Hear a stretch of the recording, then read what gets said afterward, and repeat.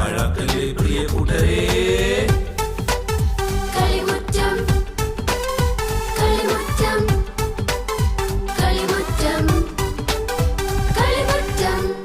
എല്ലാ കൊച്ചു കൂട്ടുകാർക്കും കളിമുറ്റത്തിന്റെ ഇന്നത്തെ എപ്പിസോഡിലേക്ക് സ്വാഗതം. കൂട്ടുകാരെ, ക്ലാസ് ഒക്കെ നന്നായി പോകുന്നില്ലേ? നന്നായി പഠിക്കണേ. പഠിച്ചാൽ മാത്രം പോരാ, പ്രാർത്ഥിക്കുകയും വേണം. അത് പറഞ്ഞപ്പോഴാണ് ഞാനൊരു കാര്യം ഓർത്തത്. നമുക്ക് വിശുദ്ധന്റെ ഒരു വചനം പഠിച്ചാലോ? പഠിക്കാം.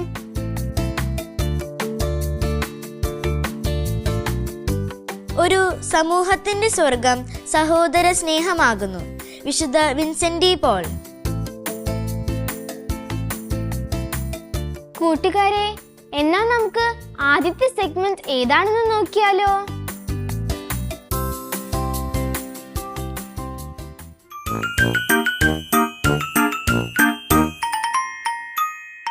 ഹലോ കൂട്ടുകാരെ, ഞാൻ നിങ്ങളുടെ സ്വന്തം പുള്ളിമാൻ. എല്ലാവർക്കും സുഖമാണോ?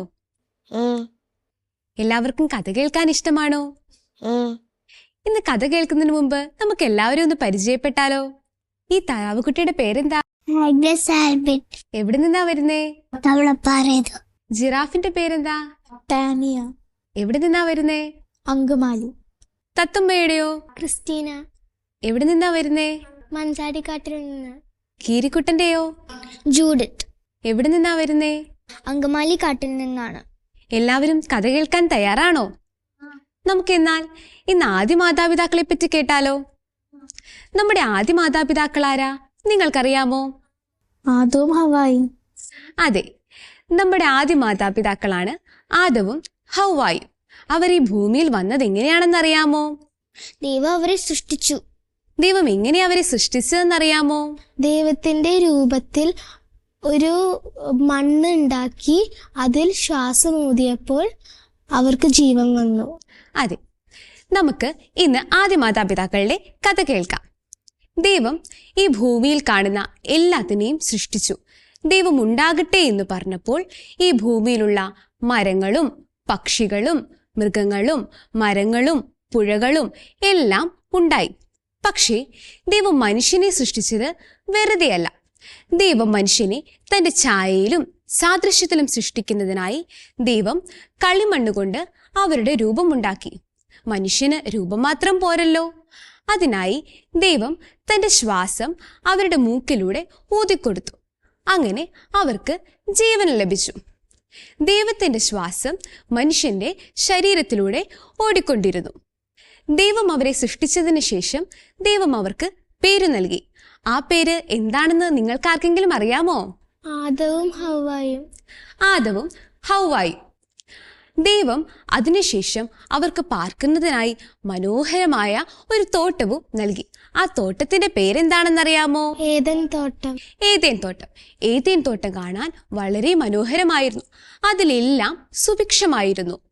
മഴവില്ലിന്റെ നിറമുള്ള പല നിറത്തിലുള്ള പൂക്കൾ, മുത്ത് തൂങ്ങിക്കിടക്കുന്നത് പോലെയുള്ള ഫലങ്ങൾ, പുഴകൾ, അരുവികൾ, മരങ്ങൾ, പക്ഷികൾ, മൃഗങ്ങൾ എല്ലാം ഏദേൻ തോട്ടത്തിൽ സുഭിക്ഷമായിരുന്നു. ദൈവം ഏദേൻ തോട്ടം ആദത്തിനും ഹവ്വായ്ക്കും നൽകുകയും ചെയ്തു. എല്ലാ ദിവസവും വൈകുന്നേരം ദൈവം ആദത്തോടും ഹവ്വായോടുമൊപ്പം കറങ്ങാൻ പോകുന്ന പതിവുണ്ടായിരുന്നു. അവർ ആ നടത്തത്തിൽ ഏദേൻ തോട്ടം ആസ്വദിച്ചിരുന്നു. വർത്തമാനം പറഞ്ഞും കളിച്ചും ചിരിച്ചും വൈകുന്നേരങ്ങളിൽ അവർ സമയം ചിലവഴിച്ചു. അങ്ങനെ ഒരു ദിവസം ദൈവം ഇവരുമായി നടക്കുവാനിറങ്ങിയ സമയത്ത് വലിയൊരു സീരിയസ് കാര്യം പറഞ്ഞു. എന്താണെന്നറിയാമോ? ഏദൻ തോട്ടത്തിന് നടുക്ക് നിൽക്കുന്ന വൃക്ഷത്തിന്റെ ഫലം കഴിക്കരുതെന്ന്. ദൈവം പറഞ്ഞത്, ഞാൻ നിങ്ങൾക്ക് ഈ ഏദേൻ തോട്ടം നൽകുന്നു. എന്നാൽ ഈ തോട്ടത്തിന്റെ നടുവിൽ നിൽക്കുന്ന വലിയ മരത്തിലെ ഫലം മാത്രം നിങ്ങൾ കഴിക്കരുത്. ആദത്തിനും ഹവ്വായ്ക്കും ദൈവം എന്തുകൊണ്ടാണ് ഇങ്ങനെ പറഞ്ഞതെന്ന് മനസ്സിലായില്ല. പക്ഷെ അവർ വിചാരിച്ചു, ദൈവം ആദ്യമായിട്ടാണ് തങ്ങളോട് ഒരു കാര്യം ചെയ്യരുതെന്ന് പറയുന്നത്. എന്നാൽ അതനുസരിക്കാമെന്ന് അവരും കരുതി. ഒരു ദിവസം ഹവ്വ തനിയെ ഏദേൻ തോട്ടത്തിൽ സമയം ചെലവഴിക്കുകയായിരുന്നു. അപ്പോൾ ഹവ്വ നടന്ന് ഒരു വലിയ മരത്തിന്റെ അടുത്തെത്തി. മരത്തിന്റെ അടുത്തെത്തിയ ഹവ്വ എന്താ ചെയ്തേ? അവിടെ എത്തിയപ്പോൾ ഹവ്വയ്ക്ക് നല്ല മണം വന്നു. ഈ മണം എവിടെ നിന്നാണ് വരുന്നതെന്നറിയാൻ ഹവ്വ ചുറ്റുപാട് നോക്കി. അപ്പോൾ ഹവ്വ ആ മരത്തിൽ തൂങ്ങിക്കിടക്കുന്ന നല്ല പഴുത്ത് ചുമന്ന പഴം കണ്ടു. അപ്പോൾ ഹവ്വയ്ക്കൊരാഗ്രഹം, ഈ പഴം ഇതിനു മുൻപ് ഞാൻ കണ്ടിട്ടില്ലല്ലോ, ഇതിന്റെ ടേസ്റ്റ് എന്തായിരിക്കും, ഒന്ന് കഴിച്ചു നോക്കിയാലോ. അതിന്റെ ഭംഗി കണ്ടപ്പോൾ ഹവ്വയ്ക്ക് അത് കഴിക്കണമെന്ന് വലിയ ആഗ്രഹമായി. അപ്പോൾ ആ മരത്തിലുള്ള ഒരു സർപ്പത്തെ ഹവ്വ കണ്ടു. പാമ്പിനെ കണ്ട ഹവ്വ എന്താ ചെയ്തത്? ആ സർപ്പം ഹവ്വയോട് ചോദിച്ചു, നിനക്ക് ഈ മരത്തിലെ പഴം ഭക്ഷിക്കുവാൻ വേണോ? ഈ പഴമാണ് ദൈവം എല്ലാ ദിവസവും ഇവിടെ വന്ന് കഴിക്കുന്നത്, ഞാനത് കണ്ടിട്ടുണ്ട്. അപ്പോൾ ഹവ്വയ്ക്ക് കൂടുതൽ ആഗ്രഹമായി ആ പഴം കഴിക്കുന്നതിനായിട്ട്. സർപ്പം ഒരു പഴം എടുത്ത് ഹവ്വായ്ക്ക് കൊടുത്തു. ഹവ്വ അത് രുചിച്ചു നോക്കി. ഹവ്വായ്ക്ക് വളരെ ഇഷ്ടമായി, നല്ല ടേസ്റ്റ് ആയിരുന്നു. ഉടനെ തന്നെ ഹവ്വ ആദത്തിനും ചെന്ന് ആ പഴത്തിന്റെ പകുതി കൊടുത്തു. കഴിച്ചോ? ആദവും ആ പഴം കഴിച്ചു. അപ്പോൾ ആദം ഹവ്വയോട് ചോദിച്ചു, ഈ പഴം നമ്മൾ ഇതിനു മുൻപ് കഴിച്ചിട്ടില്ലല്ലോ, ഇതിന് നല്ല ടേസ്റ്റുമുണ്ട്, ഇത് എവിടെ നിന്നാണ് പറിച്ചത്? അപ്പോൾ ഹവ്വ പറഞ്ഞു, ആ തോട്ടത്തിന്റെ ഈ ഭാഗത്തുള്ള മരത്തിൽ നിന്നും എനിക്ക് ഒരു സർപ്പം തന്നതാണ്. അപ്പോൾ ആദം ഹവ്വയോട് ചോദിച്ചു, ഈ തോട്ടത്തിന്റെ നടുവിലുള്ള ആ വലിയ മരത്തിൽ നിന്നും എനിക്ക് സർപ്പം തന്നതാണ് ഈ പഴം, ഇതിന് നല്ല ടേസ്റ്റ് ഉണ്ടെന്ന് പറഞ്ഞു, അതുകൊണ്ട് ഞാൻ കഴിച്ചു.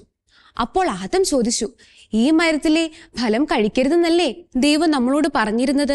അപ്പോൾ ഹവ്വായും ഓർത്തു, അയ്യോ അത് ശരിയാണല്ലോ, നമ്മൾ ദൈവം പറഞ്ഞ് തെറ്റിച്ചല്ലോ എന്ന്. ഇരുവർക്കും പേടിയായി. വൈകുന്നേരം ദൈവത്തോടൊപ്പം നടക്കാനിറങ്ങുമ്പോൾ എങ്ങനെ ദൈവത്തിന് മുൻപിൽ ചെല്ലുമെന്ന് ഇരുവരും ഓർത്ത് കുറ്റപ്പെട്ടു. വൈകുന്നേര സമയമായി. ദൈവം പതിവ് പോലെ ഇരുവരോടുകൂടെ നടക്കുന്നതിനായി വന്നു. ദൈവത്തെ കണ്ടപ്പോൾ ആദവും ഹവ്വായും എന്താ ചെയ്തത്? പക്ഷേ ഇരുവർക്കും ദൈവത്തിന് മുൻപിൽ പോകുവാൻ പേടിയായിരുന്നു. എന്തുകൊണ്ടാ? അവർ പാപം ചെയ്തു അല്ലേ? ദൈവം ചെയ്യരുതെന്ന് പറഞ്ഞ കാര്യം അവർ ചെയ്തു. അതുകൊണ്ട് അവർ ഒരു മരത്തിന്റെ പുറകിൽ പോയി ഒളിച്ചു നിന്നു. ദൈവം ഇവരെ കാണാത്തത് കൊണ്ട് ദൈവം വിളിച്ചു ചോദിച്ചു, ആദം, ഹവ്വ, നിങ്ങൾ എവിടെയാണ്? അപ്പോൾ ആദം മറുപടി പറഞ്ഞു, ഞങ്ങൾ ഒരു മരത്തിന് പുറകിൽ ഒളിച്ചിരിക്കുകയാണ്. അപ്പൊ ദൈവം ചോദിച്ചു, നിങ്ങൾ എന്തിനാണ് ഒളിച്ചിരിക്കുന്നത്? ഞാൻ കഴിക്കരുത് എന്ന് പറഞ്ഞ പഴം നിങ്ങൾ കഴിച്ചോ? അപ്പോൾ ആദം പറഞ്ഞു, അങ്ങെനിക്ക് കൂട്ടിന് തന്ന സ്ത്രീ ആ പഴം എനിക്ക് തന്നു, ഞാൻ അത് കഴിച്ചു. ഇതറിഞ്ഞ ദൈവം എന്താ പറഞ്ഞത്? അപ്പോൾ ദൈവം ഹവ്വായോട് ചോദിച്ചു, നീ എന്തിനാണ് ആ പഴം കഴിച്ചത്? അപ്പോൾ ഹവ്വ ദൈവത്തോട് മറുപടി പറഞ്ഞു, ആ മരത്തിലുണ്ടായിരുന്ന സർപ്പം എനിക്ക് ആ പഴം തന്നു, അപ്പോൾ ഞാനത് കഴിച്ചു. ദൈവം നേരെ സർപ്പത്തോട് ചോദിച്ചു. സർപ്പം ഒന്നും മിണ്ടിയില്ല. ഒന്നും സംസാരിക്കാതെ ദൈവത്തെ പോലും നോക്കാതെ ഭൂമിയിലേക്ക് കണ്ണും താഴ്ത്തിയിരുന്നു. ഇത് കണ്ടപ്പോൾ ദൈവത്തിന് ദേഷ്യമായി. അവർ താൻ പറഞ്ഞ ഒരു കാര്യം പോലും അനുസരിച്ചില്ലല്ലോ എന്നോർത്തപ്പോൾ ദൈവത്തിന് കോപം വന്നു. ദൈവം ഉടനെ സർപ്പത്തോട് പറഞ്ഞു, ഞാൻ ചെയ്യരുതെന്ന് പറഞ്ഞ കാര്യം നീ അവരെ കൊണ്ട് ചെയ്യിപ്പിച്ചു. അതുകൊണ്ട് നീയും മനുഷ്യകുലവും തമ്മിൽ എന്നും ശത്രുതയിലായിരിക്കും. നീ ഭൂമിയിൽ എന്നും ഇഴഞ്ഞു നടക്കും. കൂടാതെ മനുഷ്യന്റെ കാലുകളിൽ നീ പരിക്കേൽപ്പിക്കും. ഉടനെ തന്നെ ദൈവം ഹവ്വായുടെ നേരെ തിരിഞ്ഞ് ഹവ്വായോട് പറഞ്ഞു, നിന്റെ ഗർഭകാലഘട്ടം ഞാൻ കഠിനമാക്കും. നീ വേദനയോടെ ഒരു കുഞ്ഞിനെ പ്രസവിക്കും. പിന്നീട് ദൈവം ആദത്തോട് തിരിഞ്ഞു പറഞ്ഞു, ഞാൻ ചെയ്യരുതെന്ന് പറഞ്ഞ കാര്യം നീ ചെയ്തതുകൊണ്ട് നീ ഭൂമിയിൽ എന്നും അധ്വാനിച്ച് ജീവിക്കേണ്ടി വരും. നിനക്ക് വേണ്ടുന്ന ഭക്ഷണം നീ നിന്റെ നെറ്റിയിലെ വിയർപ്പ് കൊണ്ട് ഭക്ഷിക്കേണ്ടി വരും. എന്നിട്ട് ആദവും ഹവ്വായും എന്താ ചെയ്തത്? ഇത് കേട്ടപ്പോൾ ആദത്തിനും ഹവ്വായ്ക്കും വളരെ കുറ്റബോധവും സങ്കടവും തോന്നി. ദൈവത്തിന്റെ കോപം അല്പം ശമിച്ചപ്പോൾ ദൈവം സമാധാനത്തോടു കൂടി അവരോട് പറഞ്ഞു, ഇനി മുതൽ നിങ്ങൾ ഏദെൻ തോട്ടത്തിന് പുറത്തായിരിക്കും താമസിക്കേണ്ടത്. നിങ്ങൾക്ക് വേണ്ടുന്ന കാര്യങ്ങൾ നിങ്ങൾ തന്നെ അധ്വാനിച്ച് ഉണ്ടാക്കേണ്ടി വരും. അങ്ങനെ ആദവും ഹവ്വായും ഏദെൻ തോട്ടത്തിൽ നിന്ന് പാപം ചെയ്ത് പുറത്താക്കപ്പെട്ടു. ഈ കഥ ഇഷ്ടമായോ? നിങ്ങൾക്ക് ഈ കഥയിൽ നിന്നും എന്താ മനസ്സിലായത്? ദൈവം ചെയ്യരുത് എന്ന് പറഞ്ഞ പാപം നമ്മൾ ചെയ്യരുത്. അതെ, നമ്മൾ ദൈവം ചെയ്യരുത് എന്ന് പറഞ്ഞ പാപങ്ങൾ ഒരിക്കലും ചെയ്യുവാൻ പാടില്ല. ദൈവത്തോട് എന്നും സ്നേഹത്തോടെയും ഐക്യത്തോടെയും ദൈവത്തിന് ഇഷ്ടമുള്ള കാര്യങ്ങളും ചെയ്തു വേണം നാം എന്നും ജീവിക്കാൻ. കൂട്ടുകാരെ, പുള്ളിമാൻ പറഞ്ഞ കഥ നിങ്ങൾക്ക് എല്ലാവർക്കും ഇഷ്ടമായോ? നല്ല മെസ്സേജ് ഉള്ളൊരു കഥയായിരുന്നില്ലേ പുള്ളിമാൻ പറഞ്ഞത്? എങ്കിൽ നമുക്ക് അടുത്ത സെഗ്മെന്റ് ഏതാണെന്ന് നോക്കിയാലോ?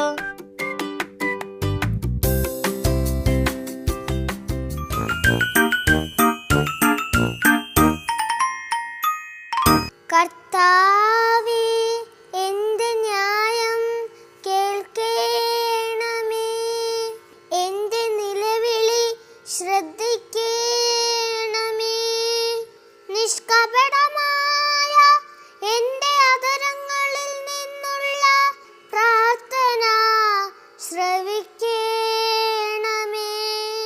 എന്റെ വിധി അങ്ങയുടെ സന്നിധിയിൽ നിന്ന് പുറപ്പെടട്ടെ. അങ്ങയുടെ കണ്ണ് ന്യായം കാണുമാറാകട്ടെ.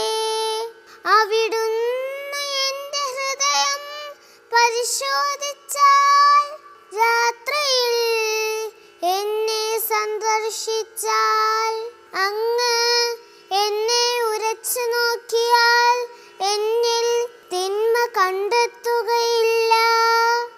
എന്റെ അധരങ്ങൾ പ്രമാണം ലംഘിക്കുകയില്ല. മറ്റുള്ളവർ ചെയ്യുന്നത് പോലെ ഞാൻ തിന്മ പ്രവർത്തിച്ചിട്ടില്ല. അങ്ങയുടെ അധരങ്ങളിൽ നിന്ന് പുറപ്പെടുന്ന വചനം ഞാൻ അനുസരിച്ചു. അക്രമികളുടെ പാതയിൽ നിന്നും ഞാൻ ഒഴിഞ്ഞു നിന്നു. എന്റെ കാലടികൾ അങ്ങയുടെ പാതയിൽ തന്നെ പതിഞ്ഞു. എന്റെ പാദങ്ങൾ വഴുതിയില്ല. ഞാൻ അങ്ങയെ വിളിച്ചപേക്ഷിക്കുന്നു. ദൈവമേ, അങ്ങ് എനിക്കുത്തരമരുളും. അങ്ങ് ചെവി ചായിച്ച് എന്റെ വാക്കുകൾ ശ്രവിക്കണമേ. തന്റെ വലത്തുകൈയിൽ അഭയം തേടുന്നവരെ ശത്രുക്കളിൽ നിന്ന് കാത്തുകൊള്ളുന്ന രക്ഷക,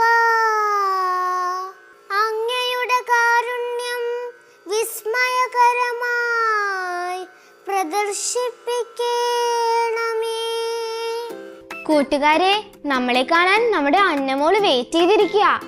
ഇന്നത്തെ അന്നമോളുടെ സംശയം ഏതാണെന്ന് നോക്കിയാലോ?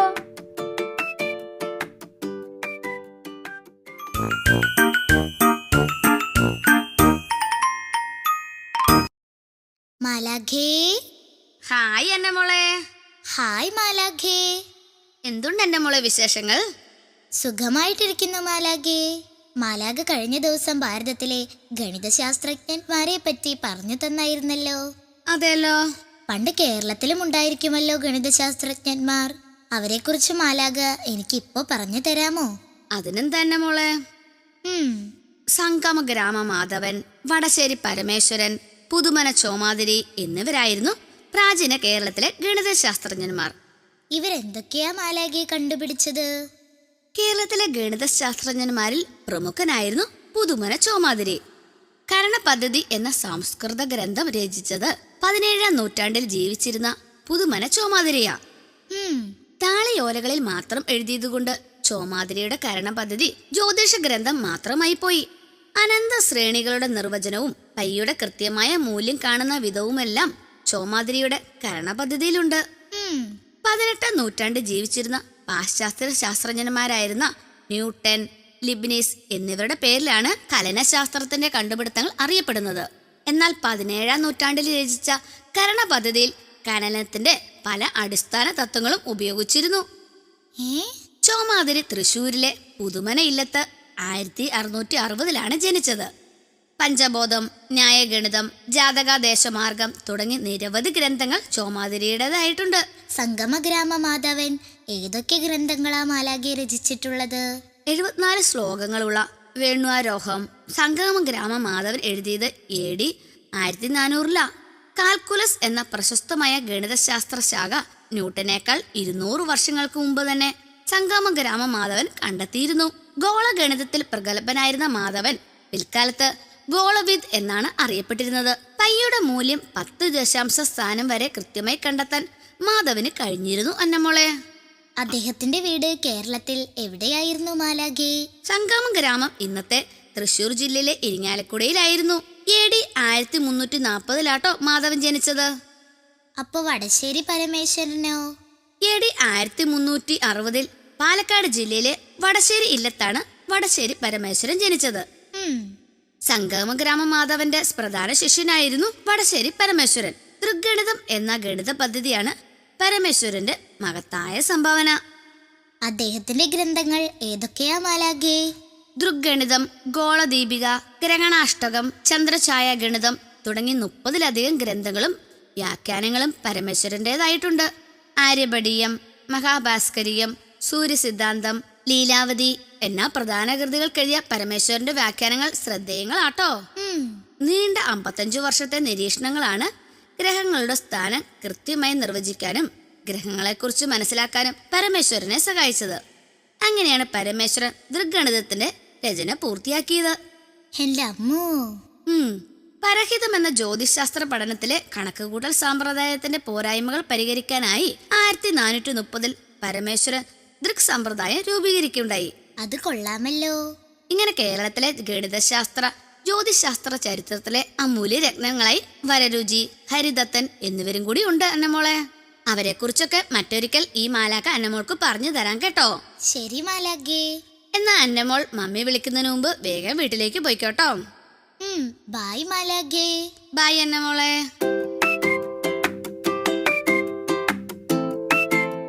നമ്മുടെ അന്നമോൾക്ക് എന്തൊരു സംശയങ്ങളാ. പക്ഷേ അന്നമോളുടെ സംശയം കാരണം നമുക്ക് കുറെ കാര്യങ്ങൾ അറിയാൻ സാധിക്കുന്നില്ലേ? കൂട്ടുകാരെ, എന്നാ നമുക്കൊരു ബൈബിൾ വചനം കാണാതെ പഠിച്ചാലോ?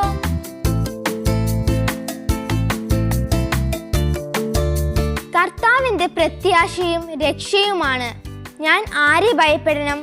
സങ്കീർത്തനം 27:1. കൂട്ടുകാരെ, ക്രിസ്റ്റീന വായിച്ച വചനം നിങ്ങളെല്ലാവരും കേട്ടില്ലേ? അപ്പോൾ ഇത് കാണാതെ പഠിക്കണേ. എങ്കിൽ നമുക്ക് ഈ ആഴ്ച ബർത്ത്ഡേ ആഘോഷിക്കുന്ന കൊച്ചു കൂട്ടുകാർ ആരൊക്കെയാണെന്ന് നോക്കിയാലോ? നമുക്ക് അവരെ ഒന്ന് വിഷ് ചെയ്താലോ?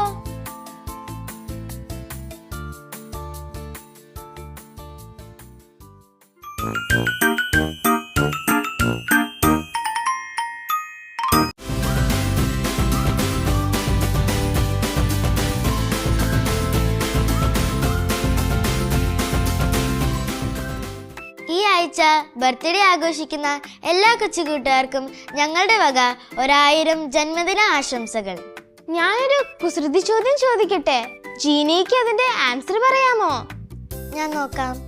ഈശോയോട് കള്ളം പറഞ്ഞ സ്ത്രീ. എനിക്കറിയില്ല ആൻസർ. എങ്കിൽ ഞാൻ ജീനയ്ക്ക് ഒരു ക്ലൂ തരട്ടെ? ബൈബിളിൽ ആ സ്ത്രീയുടെ പേര് വ്യക്തമായി പറഞ്ഞിട്ടില്ല. സമരിയാക്കാരി സ്ത്രീയാണോ? കറക്റ്റ്. ശരി ഉത്തരം. എങ്കിൽ നമുക്ക് അടുത്ത സെഗ്മെന്റ് ഏതാണെന്ന് നോക്കിയാലോ?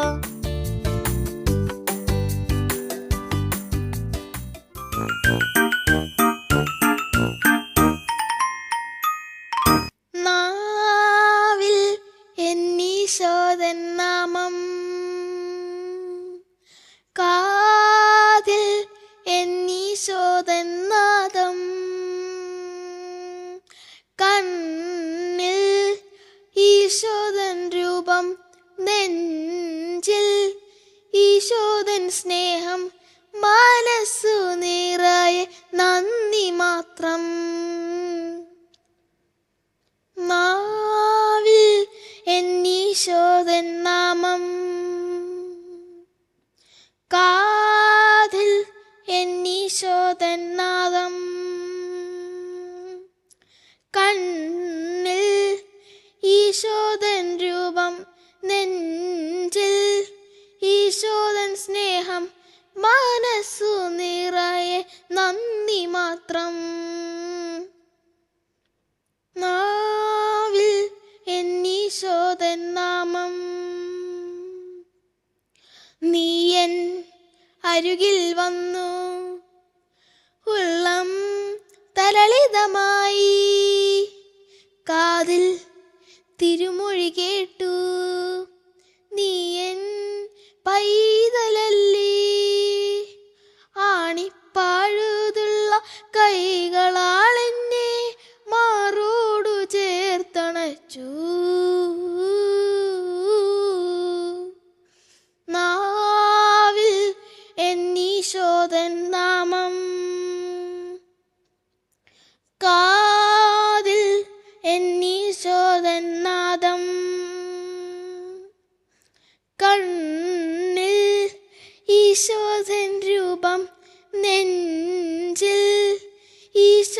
സ്നേഹം മനസ്സു നിറയെ നന്ദി മാത്രം. നാവിൽ എന്നീശോദൻ നാമം മഹിയും മഹിതാശകളും എന്നെ പുൽകിടുന്നു. എന്നും നിൻഹിതമറിയാൻ ഹൃദയം പ്രാപ്തമാക്കൂ. എൻഹിതമല്ല തിരുഹിതമെന്നിൽ എന്നെന്നും നിറവേറണം. നാവിൽ എന്നീശോദൻ നാമം, കാതിൽ എന്നീശോദൻ നാദം, കണ്ണിൽ ഈശോദൻ രൂപം, നെഞ്ചിൽ ഈശോദൻ സ്നേഹം, മനസ്സു നിറയെ നന്ദി മാത്രം. നാവിൽ എന്നീശോദൻ നാമം.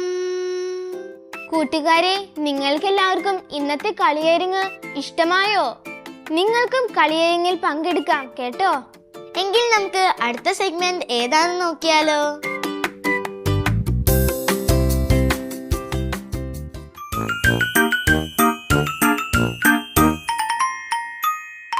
ദുഷ്ടരുടെ ഉപദേശം സ്വീകരിക്കുകയോ പാപികളുടെ വഴിയിൽ വ്യാപരിക്കുകയോ പരിഹാസികളുടെ ഇടങ്ങൾ ഇരിക്കുകയോ ചെയ്യാത്തവൻ ബാഹ്യവാൻ.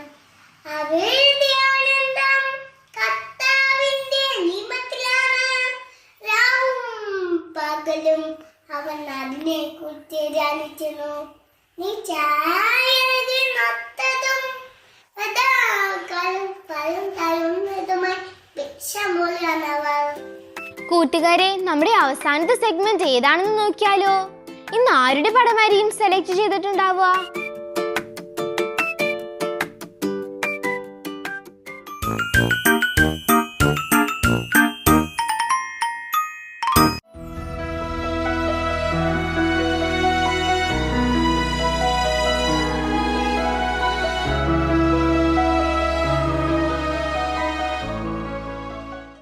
കൂട്ടുകാരെ, നിങ്ങൾക്കും ഇതുപോലെ പടങ്ങൾ വരയ്ക്കാനും കഥകൾ പറയാനും കഴിവുകളുണ്ടെങ്കിൽ തീർച്ചയായും കളിമുറ്റത്തിൽ പങ്കെടുക്കാം.